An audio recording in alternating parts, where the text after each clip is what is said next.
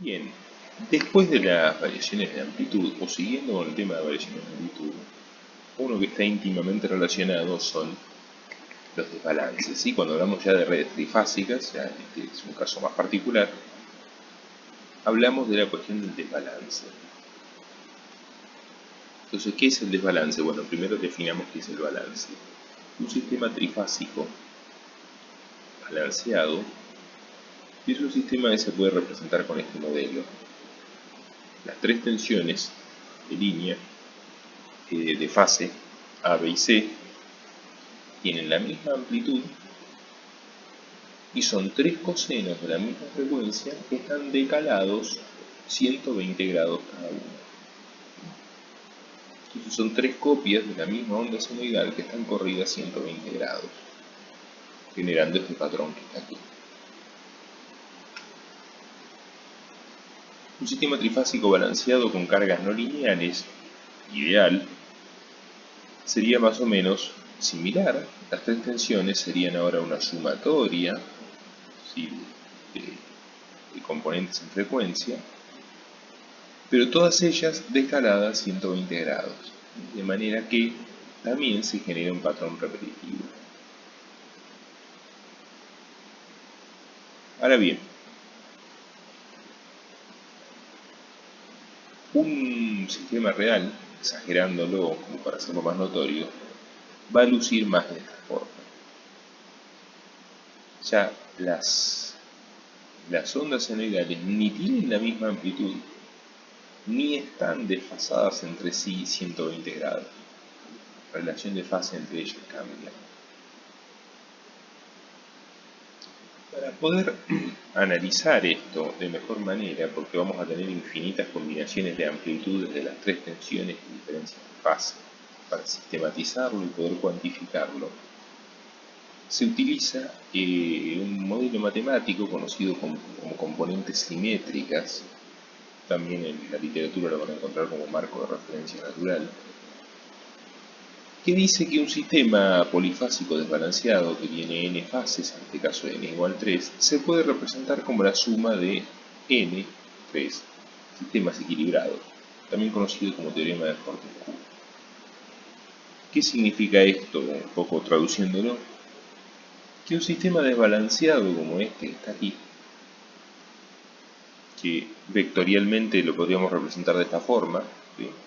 Tenemos dos tensiones que son más o menos iguales y que guardan una relación de fase, y otra mucho más grande, ¿sí? Más allá que aquí está denotado como corriente, ¿sí? Pero es totalmente válido para corrientes o tensiones.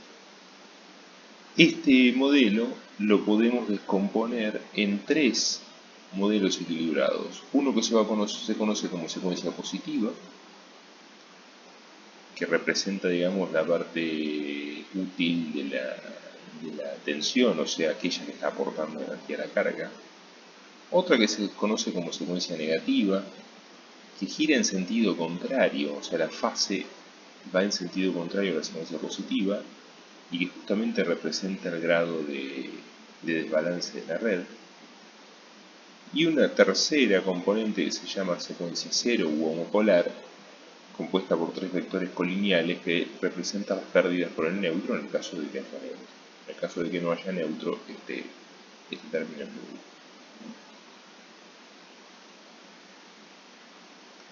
Esto lo podemos ver, después voy a compartirles otro video donde van a poder ver un software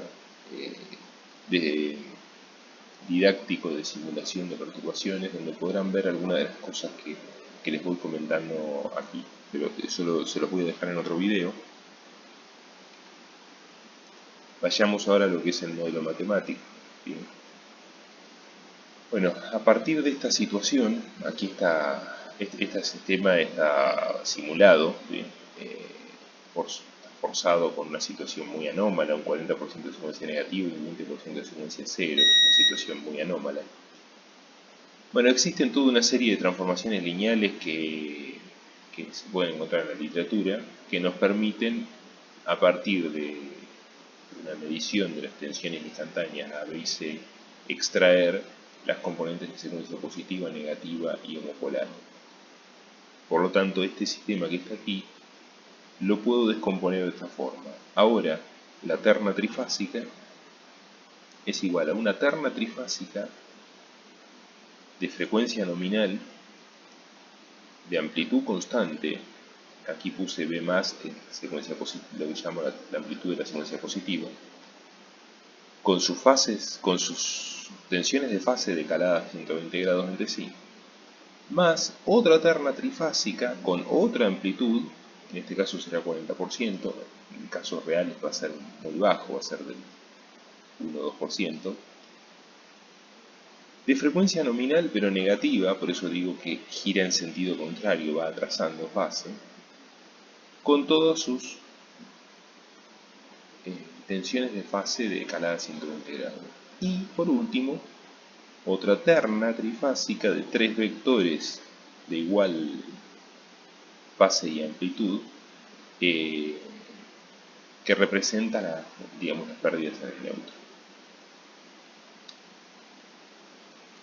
Hay diversas maneras de cuantificar el desbalance. La más común es utilizar como parámetro de cuantificación la relación entre secuencia negativa y positiva. Cuanto más baja sea, o sea, idealmente cero, ¿sí? La variación porcentual. Aquí tenemos un par de ejemplos medidos nuevamente tomando datos de otros países. El grado de desbalance siempre, en la mayoría de las redes fuertes o medianamente fuertes, es casi nulo. Aquí tenemos un promedio de 0,2%, o sea, la componente de secuencia negativa es apenas un 0,2% de la positiva.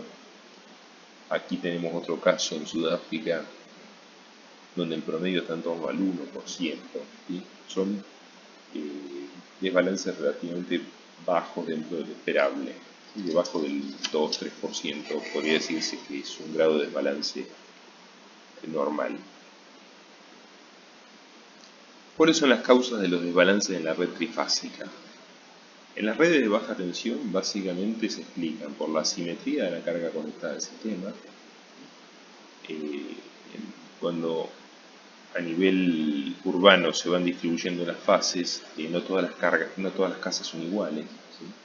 En promedio deberían parecerse, pero no todas son iguales. Mi casa y la de mi vecino y la del vecino del otro lado, de la vuelta a la manzana, tienen diferencias en el tipo de carga que tenemos, pues no todos vive la misma gente en las casas o tienen los mismos equipos, por lo tanto hay una asimetría en las cargas, desbalance en la estructura propia del sistema, o sea, cómo está cableada y distribuida cada una de las fases, ¿sí? Todo eso son efectos acumulativos que hacen que haya una asimetría, o sea, un desbalance por carga o por topología en la red de baja tensión. En redes de media y alta tensión, los desbalances son producidos por grandes cargas monofásicas, ¿sí? Todo lo que sea, por ejemplo, sistemas de tracción eléctricos de trenes, hornos eléctricos de industria, de siderurgia, por poner un ejemplo, la fabricación de aluminio, que está basada fuertemente en la electricidad, en las cubas electrolíticas. Bueno, esas son fuertes cargas que si están conectadas en forma monofásica van a producir desbalances muy fuertes.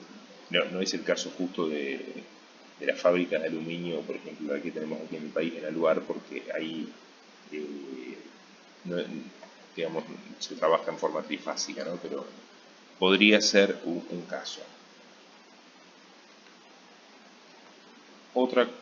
Otra causa de desbalance es la circulación de corriente balanceada a través de impedancias no balanceadas, ¿sí? Por ejemplo, transformadores y líneas de transmisión no son completamente iguales. La rama central de un transformador trifásico tiene una corriente de magnetización diferente a las otras dos, y las líneas de transmisión de la red presentan pequeñas diferencias de inductancia y en capacidad, ¿sí? En particular la del cable del centro respecto de los costados. Entonces, ahí también tenemos impedancias no balanceadas por cuestiones constructivas, ¿sí? Incluso hay cargas que deberían ser balanceadas y pueden no serlo.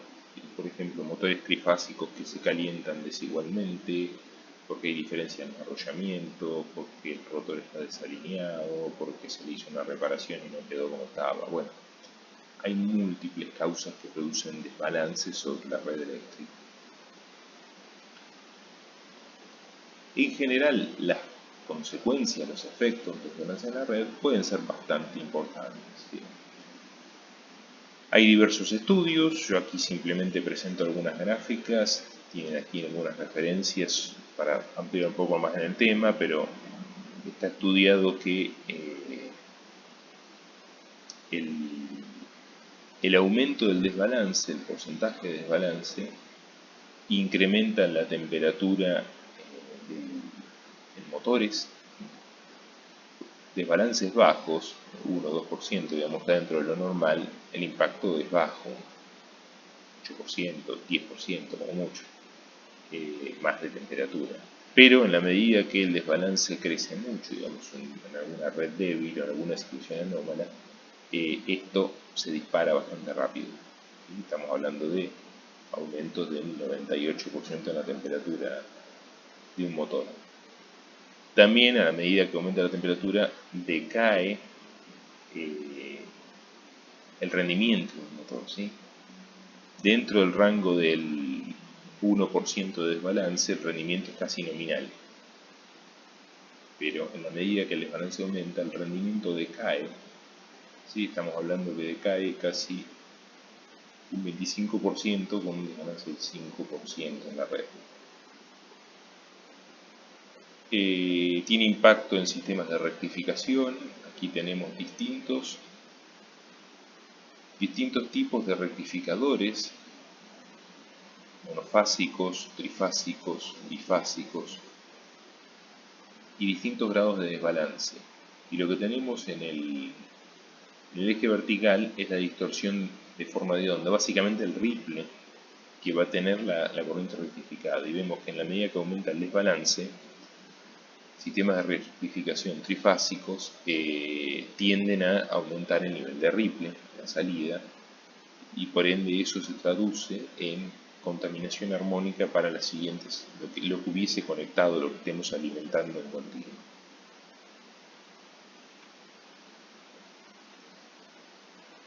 Aumento de pérdidas en transformadores, ¿sí? Esto es un estudio hecho sobre transformadores de distribución operando al 60, al 80 y al 100% de su capacidad.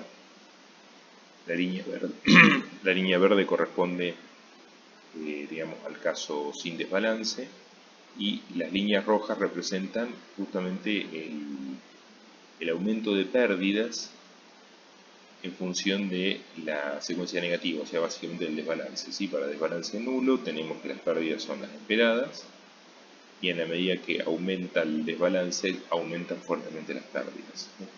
También, los casos más realistas, que es operando aquí abajo, la influencia va a ser muy baja. Bueno, aquí hay otra tabla también sobre el tema de eficiencia de motores, para desbalances bajos, pero fíjense, nuevamente tenemos pérdidas en función de la carga a la que está sometida el motor, que pueden llegar incluso hasta un 7% con un motor operando a full, con un 2,5% de desbalance, que sería algo que no sería raro. Por ejemplo, en la normativa norteamericana, en uno de los estándares ANSI, el C841 del 95, se establecía que, bueno, hay una relación de compromiso, ¿sí? El tener una red con un balance perfecto, o un balance tendiendo a la perfección, tiene un costo muy elevado, ¿sí? Porque involucra mucha inversión en infraestructura, en control. Tener una red con un desbalance, o sea, con un balance pobre, ¿sí? Una red donde básicamente no importa el desbalance, tiene un costo elevado, ¿sí? Es esta otra curva de puntos que va aquí, porque ahora los costos se los estoy llevando a los que usan la energía, le estoy provocando un montón de perjuicios económicos. El punto de inflexión donde se puede decir que se alcanza un equilibrio entre Los costos para el distribuidor y los costos para el cliente está en torno al 3%. ¿Sí?